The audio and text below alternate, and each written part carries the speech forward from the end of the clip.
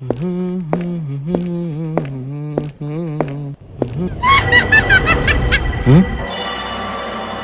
ये किसकी आवाज थी?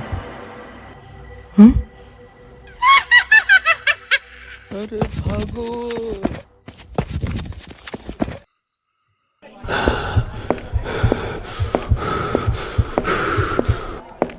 अरे हरिदास बेटा, इतना हाँफते हुए कहाँ जा रहे हो? मुखिया जी, मैं बाजार से लौट ही रहा था तो मुझे किसी का एहसास हुआ मेरे पीछे, और मैंने जब पीछे मुड़ के देखा तो कोई नहीं था और मैं डर गया। उसके बाद मुझे किसी की पायल की और जोर से हंसने की आवाज़ आ गई तो मैं डरते हुए यहाँ गांव तक आ गया। आप लोगों को देखा तो मेरी जान में जान आ गई।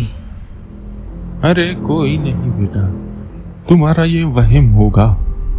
जाओ, जाकर सो जाओ। नहीं नहीं मुखिया जी, मुझे पता था वहाँ कोई तो था। जाओ, जाकर सो जाओ।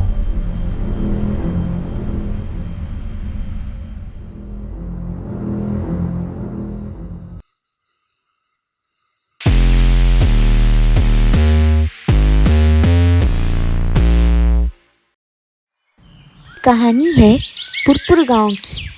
इस गांव में लोग बड़े ही प्यार से रहते थे। गांव का बाजार गांव से थोड़ी ही दूर पर था और वो बाजार काफी देर रात तक खुला रहता था। अब इस गांव पर मुसीबत आने वाली थी जिसका इन गांव वालों को पता ही नहीं था। एक रात पुरपुर गांव का एक आदमी शाम अपनी दुकान बंद करके देर रात बाजार से घर लौट रहा था। तभी रास्ते में उसे पायल की आवाज सुनाई दी। हम्म? ये कौन है?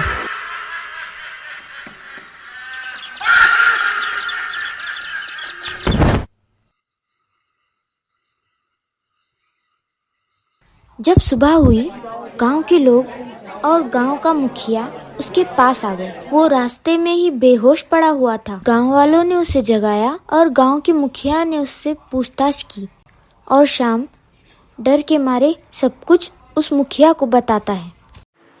मुखिया जी, मैं बाजार से लौट ही रहा था तो मुझे यहाँ पे एक पायल की आवाज सुनाई दी, और जब मैंने पीछे मुड़कर देखा तो इस पेड़ के पीछे मुझे एक चुड़ैल नजर आए।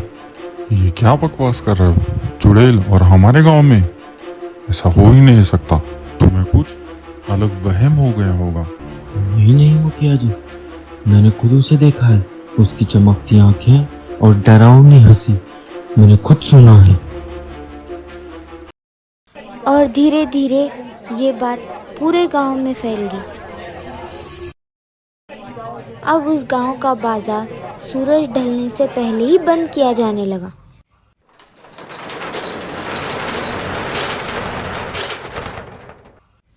एक रात गांव में बहुत तेज बारिश हो रही थी।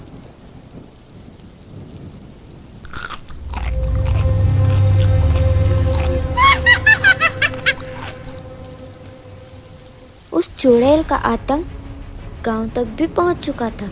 अब सारे गांव में डर का माहौल था। अगली सुबह पूरे गांव वालों को ये बात पता चल गई थी कि इस गांव में एक चुड़ैल घूम रही थी। अब पूरे गांव में डर का माहौल छा चुका था और सभी गांव वाले मिलकर गांव के मुखिया के पास चले गए।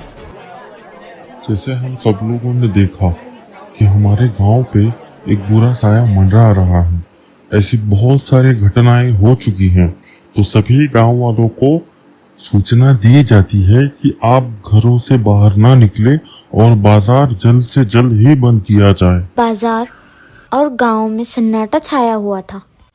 उस चुड़ैल के डर से सूरज ढलने के बाद अपने घर से कोई भी बाहर नहीं निकलता था। उस चुड़ैल ने इतना आतंक मचाया हुआ था कि डर के मारे सब गांव वाले अपने घर में ही रहते थे।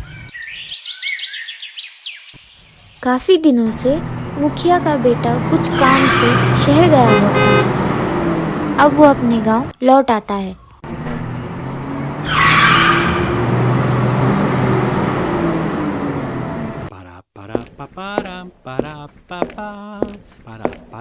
पहले तो वो बाजार की तरफ जाता है। वहां जाकर वो देखता है कि बाजार तो पूरी तरह से बंद है। ये देखकर वो अपने घर लौट जाता है और अपने पिता से पूछता है, पिताजी, मैंने सोचा आते हुए मैं बाजार होते हुए आऊं, लेकिन वहां पे तो सब बंद ही था। ऐसा क्यों? आज तक तो कभी हमारा बाजार बंद नहीं हुआ। क्या बताऊं बेटा, तुम जब से गए हो यहाँ पे चुड़ैल का आतंक मचा हुआ है। कोई लड़की जो चुड़ैल बन गई है वो गांव वालों को परेशान कर रही है। वो रोज रात में आती है और गांव वालों को डराती है। ये क्या बोल रहे हो पिताजी? चुड़ैल, वो भी हमारे गांव में? ऐसा हो ही नहीं सकता। यही सच है बेटा, गांव वालों ने खुद अपनी आंखों से देखा है। तुम रात के वक्त बाहर ना निकलो तो ही अच्छा है। हम कुछ न कुछ हल इसका निकाल ही लेंगे। राजू अपने पिता की बात सुनकर सोच में पड़ जाता है। राजू को इन सब बातों पर विश्वास नहीं होता, क्योंकि वो एक पढ़ा लिखा आदमी था। वो भूत प्रेत वाली बातों पर विश्वास नहीं करता था। राजू अब गांव में हर किसी से उस चुड़ैल के बारे में पूछताछ करने लगता है। वो हर किसी के पास जाता है और उनसे पूछताछ करने लगता है। राजू भैया, ये सच है, मैंने उसको अपनी आंखों से देखा हुआ है। और जहाँ जहाँ गांव वालों ने उस चुड़ैल को देखा, वो वहाँ जाकर तहकीकात करने लगता है। सबसे पहले तो वो उस पेड़ के पास चला जाता है जहाँ गांव के आदमियों ने उस चुड़ैल को देखा था। वो गांव की हर एक जगह बारीकाई से देखने लगता है। राजू पूरी रात उस चुड़ैल को ढूंढने में लग जाता है।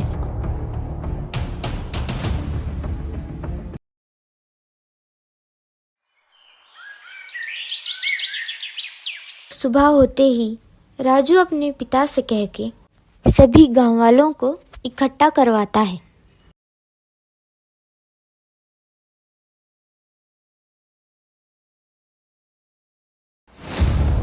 सभी लोग सुनिए, राजू कुछ कहना चाहता है। भाई और बहनों, जो हमारे गांव में चुड़ैल मंडरा रही थी, मुझे उस बारे में बात करनी है। पिछले कुछ दिनों से जो हमारे गांव में बीत रहा है, उस वजह से रात में कोई भी बाहर नहीं निकल रहा है। बाजार भी हमारा जल्दी ही बंद हो रहा है। जब मैं शहर से वापस आया, जैसे ही मुझे पिताजी ने बोला, तो मैं वैसे ही अगले दिन सभी गांव वालों से पूछताछ करने लग गया और मैं उस जगह पे चला गया जहाँ पे उस चुड़ैल को देखा गया था। जब मैं वहाँ पे तहकीकात कर रहा था तो मुझे कुछ ऐसा मिला जो मैं आप सभी लोगों के सामने लाना चाहता हूँ। हवलदार जी, ले आइए उन्हें।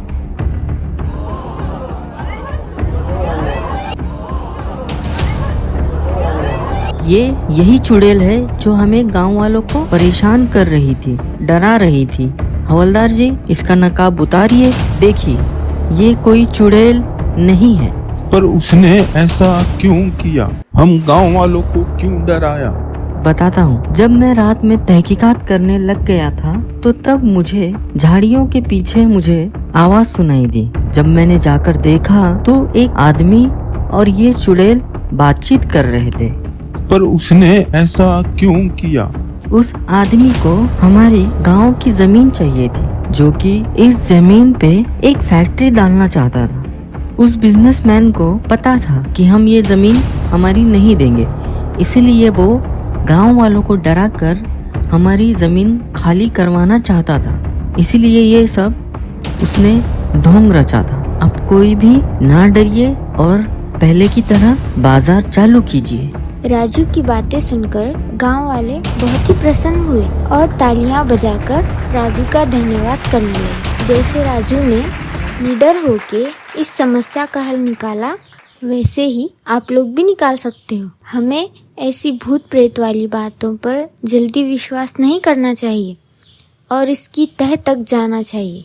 अब गांव वाले खुशी खुशी रहने लगे और बाजार भी पहले की तरह देर रात तक खुला रहने लगा। अगर हमारी वीडियो अच्छी लगे तो उसे लाइक करो, शेयर करो और सब्सक्राइब करो और हमें कमेंट करके ज़रूर बताना कि हमारी कहानी कैसी लगी।